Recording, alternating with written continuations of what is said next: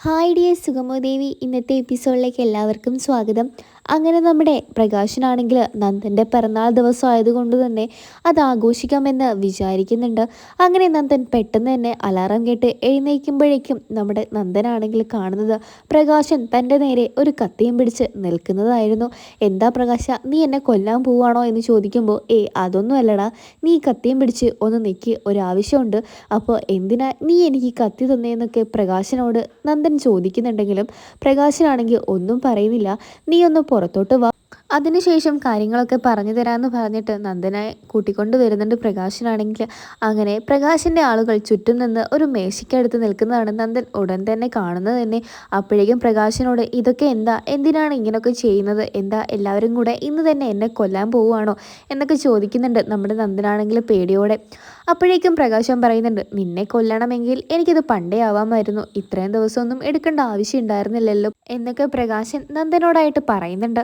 അപ്പോഴേക്കും പ്രകാശനാണെങ്കിൽ നന്ദന് വേണ്ടി പിറന്നാളായിട്ട് നല്ലൊരു ബർത്ത്ഡേ കേക്ക് തന്നെയാണ് വാങ്ങിച്ചിരിക്കുന്നത് തന്നെ. നീ എനിക്ക് പിറന്നാൾ ദിനമായിട്ട് ഒന്നും തരണ്ട പ്രകാശ, നീ എന്നെ ഇവിടുന്ന് എങ്ങനെയെങ്കിലും ഒന്ന് പുറലോകം കാണിച്ചാൽ മതി. എനിക്കിവിടെ നിന്നിട്ട് ശ്വാസം മുട്ടുന്ന രീതിയിലാണ്. നിനക്കെന്താ അതൊന്നും പറഞ്ഞാൽ മനസ്സിലാവാത്തത്, നീ എന്തിനാണ് എന്നെ കൊണ്ടുവന്നതെന്നൊക്കെ ചോദിക്കുമ്പോൾ പ്രകാശം പറയുന്നുണ്ട്, നന്ദ അതൊന്നും പറയാനുള്ള സമയം ഇപ്പോഴും ആയിട്ടില്ല, ഇന്ന് നിൻ്റെ ജന്മദിനമാണ്. ആദ്യം നീ പോയി കേക്ക് കട്ട് ചെയ്യാൻ നോക്ക്. നീ എന്നെ കൂടുതൽ കൊണ്ട് ഒന്നും പറയിപ്പിക്കാൻ നിൽക്കണ്ട. നീയുമായിട്ട് വഴക്കുണ്ടാക്കാനോ നിന്നെ ഇന്ന് ഗുണ്ടകളെ കൊണ്ട് തല്ലിപ്പിക്കാനോ ഒന്നും എനിക്കിന്ന് വയ്യ. കാരണം നീ ജനിച്ച ദിവസം നീ സന്തോഷിക്കണം. എന്തായാലും നിനക്ക് നല്ല ഡ്രസ്സും കേക്കൊക്കെ വാങ്ങിയിട്ട് വരാൻ എനിക്ക് തലയ്ക്കകത്ത് ഭ്രാന്തൊന്നും ഇല്ലെന്നൊക്കെ നന്ദനോടായിട്ട് പറയുന്നുണ്ട്. നീ ആദ്യം എന്നെ ഒന്ന് വിശ്വസിക്കുക എന്നൊക്കെ പ്രകാശനാണെങ്കിൽ നന്ദനോട് പറയുമ്പോൾ നന്ദനാണെങ്കിൽ ഒന്നും തന്നെ മനസ്സിലാവാത്ത രീതിയിലാണ് നിൽക്കുന്നത്. അപ്പോഴേക്കും നന്ദനാണെങ്കിൽ പറയുന്നുണ്ട്, എനിക്ക് ഈ കേക്ക് മുറിക്കേണ്ട ആവശ്യമൊന്നുമില്ല, എന്നെ ഇങ്ങനത്തെ കാര്യങ്ങൾക്കൊന്നും വിളിക്കാതിരിക്കും. പെട്ടെന്ന് നിനക്ക് എങ്ങനെയെങ്കിലും എന്നെ ഇവിടെ നിന്ന് ഇറക്കി വിടാൻ കഴിയുമെങ്കിൽ അത് മാത്രം നീ ചെയ്താൽ മതി പ്രകാശ എന്നൊക്കെ പറഞ്ഞ് നന്ദനാണെങ്കിൽ അങ്ങോട്ടേക്ക് പോകുമ്പോൾ പിടിച്ചു വെച്ച് ആ കേക്ക് കട്ട് ചെയ്യിപ്പിക്കുന്നുണ്ട് നമ്മുടെ പ്രകാശനാണെങ്കിൽ നന്ദനെ കൊണ്ട്. മനസ്സില്ലാ മനസ്സോടെ പ്രകാശിൻ്റെ അത് കേൾക്കേണ്ടി വരുന്നുണ്ട് നന്ദനാണെങ്കിൽ. ഇതിന് ശേഷമാണെങ്കിൽ നമ്മുടെ ഇസബല്ലയുടെ കാര്യം കെവിൻ്റെ കാര്യങ്ങളൊക്കെ നീ എങ്ങനെയാണ് ശാരി അറിഞ്ഞതെന്ന് ദേവികയാണെങ്കിൽ ശാരിയോട് ചോദിക്കുന്നുണ്ട്. അപ്പോഴേക്കും ശാരി പറയുന്നുണ്ട്, ഇതൊക്കെ എന്തിനാ ചേച്ചി അറിയുന്നത്, ചേച്ചിക്ക് എന്തായാലും നന്ദേട്ടൻ ആരുടെ കസ്റ്റഡിയിലാണെന്ന് ഇപ്പം അറിഞ്ഞല്ലോ, അതുതന്നെ മാത്രം പോരെ എന്നൊക്കെ ചോദിക്കുന്നുണ്ട്. അപ്പോഴേക്കും ശാരിയുടെ അച്ഛനും അമ്മയും പറയുന്നുണ്ട്, അതൊന്നും പോരാ, നീ സത്യം മാത്രം പറഞ്ഞാൽ മതി, എന്താ നടന്നതെന്നും നിനക്കിതൊക്കെ എങ്ങനെ അറിയാമെന്നും പറയണം. അപ്പോഴേക്കും ശാരി പറയുന്നുണ്ട്, അച്ഛനോടും അമ്മയോടും ഈ കാര്യം പറയാൻ എനിക്ക് കുറച്ച് ബുദ്ധിമുട്ടുണ്ട്. ഞാനൊരാളെ സ്നേഹിക്കുന്നുണ്ടെന്ന് ഞാൻ നിങ്ങളോട് മുമ്പ് പറഞ്ഞിരുന്നില്ലേ, അയാളുടെ പേര് കെവിൻ എന്നാണ്. അപ്പം ഭയങ്കരമായിട്ട് ഞെട്ടിത്തെറിച്ച് നിൽക്കുന്ന ദേവിയെയാണ് കാണാൻ സാധിക്കുന്നത്. നീ കെവിനെയാണോ സ്നേഹിക്കുന്നതെന്ന് ശാരികയോട് ദേവികയാണെങ്കിൽ ഉറക്കെ ചോദിക്കുന്നുണ്ട്. അപ്പോഴേക്കും ശാരി പറയുന്നുണ്ട് അതേന്ന്. അപ്പോഴേക്കും ശാരിയുടെ അമ്മയാണെങ്കിൽ ശാരികയുടെ മുഖത്ത് കരണം നോക്കി ഒന്ന് പൊട്ടിക്കുന്നുണ്ട്.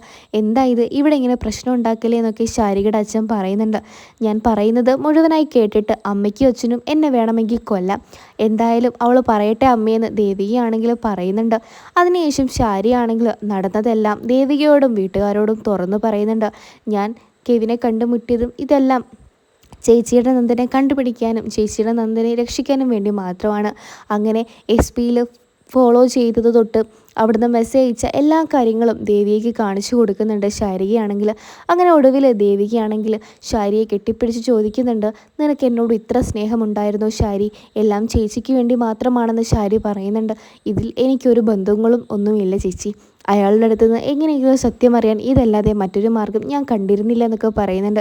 അപ്പോഴേക്കും ശാരിയുടെ അമ്മയ്ക്കാണെങ്കിൽ അടിച്ചതിൽ ഒരുപാട് പശ്ചാത്താപം തോന്നിയിട്ട് കെട്ടിപ്പിടിച്ച് കരയുന്നുണ്ട് ശാരികയാണെങ്കിൽ. വേറൊരു വഴിയും കാണാത്തത് കൊണ്ടാണ് അമ്മ അച്ഛ ഞാൻ ഇങ്ങനെ ചെയ്തതെന്ന് ശാരിയാണെങ്കിൽ പറയുന്നുണ്ട്. എന്തായാലും ശാരികയാണെങ്കിൽ ഇത് കണ്ടുപിടിച്ചത് വളരെ നന്നായി എന്നൊക്കെ അമ്മയാണെങ്കിൽ പറയുന്നുണ്ട് ശാരികയോടായിട്ടാണെങ്കിൽ. അങ്ങനെ സങ്കടം സഹിക്കാൻ വയ്യാതെ അമ്മയുടെ അച്ഛൻ്റെയും തോളിൽ കിടന്ന് കരയുന്ന ശാരികയാണ് ദേവിക കാണുന്നത്. കരയേണ്ടെന്നും ഇനി ഇങ്ങനത്തെ ഒന്നും ആവർത്തിക്കേണ്ടെന്നും ചേച്ചിക്ക് ഇത് വളരെ ഉപകാരമായെന്നും എന്നൊക്കെയാണ് നമ്മുടെ ദേവികയാണെങ്കിൽ ശാരികയുടെ അടുത്ത് പറയുന്നത്.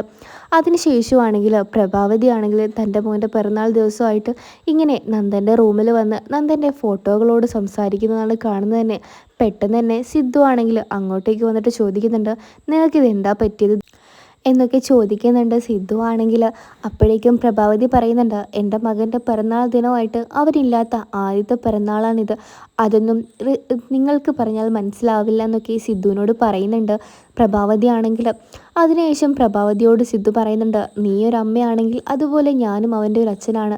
എനിക്കില്ലാത്ത സങ്കടങ്ങളും കാര്യങ്ങളൊക്കെയാണ് നീ പറയുന്നതെങ്കിൽ എനിക്കും സങ്കടങ്ങളും വിഷമങ്ങളൊക്കെ ഉണ്ട് എൻ്റെ കുഞ്ഞിനെ കാണാത്തതിൽ.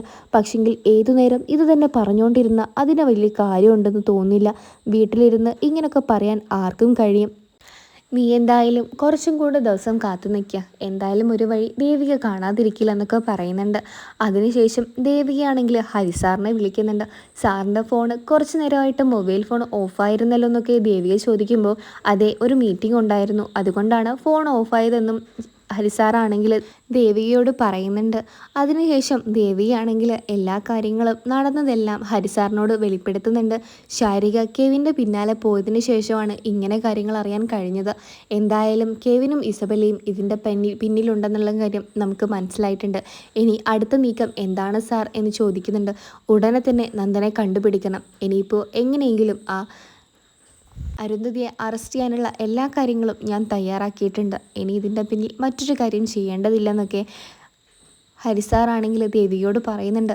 എന്തായാലും നാളെ തന്നെ പോയിട്ട് അരുന്ധതിയെ അറസ്റ്റ് ചെയ്യാനുള്ള കാര്യങ്ങൾ ചെയ്തു തീർക്കുമെന്നൊക്കെ പറയുന്നുണ്ട് നമ്മുടെ ഹരിസാറാണ്. അങ്ങനെയാണ് ഇന്നത്തെ ഈ ഒരു എപ്പിസോഡ് അവസാനിക്കുന്നത്. നിങ്ങൾക്ക് ഈ ഒരു സീരിയൽ ഇഷ്ടമാണെങ്കിൽ ചാനലൊന്ന് സബ്സ്ക്രൈബ് സപ്പോർട്ട് ചെയ്യണേ.